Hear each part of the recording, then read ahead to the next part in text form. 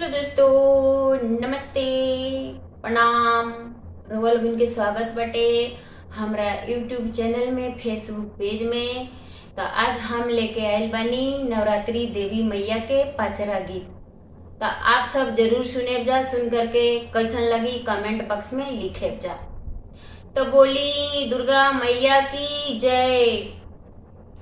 कहाँ के मोटिया मैया लिपली मंदिरवा हो, कहाँ के पनियाना।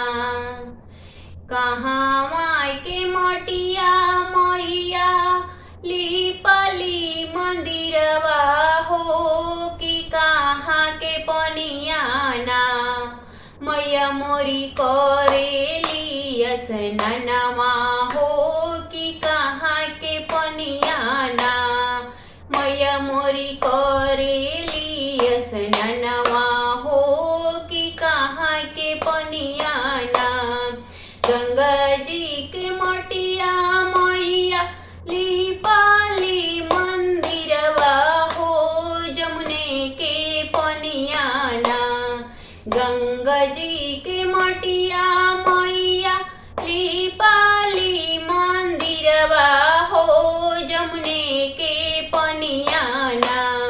मैया मोरी करेली स्नानवा हो, जमुने के पनियाना। मैया मोरी करेली स्नानवा हो, जमुने के पनियाना। कथी के मचिया मैया बैठी अंगनवा हो, कथी के कंघैयाना।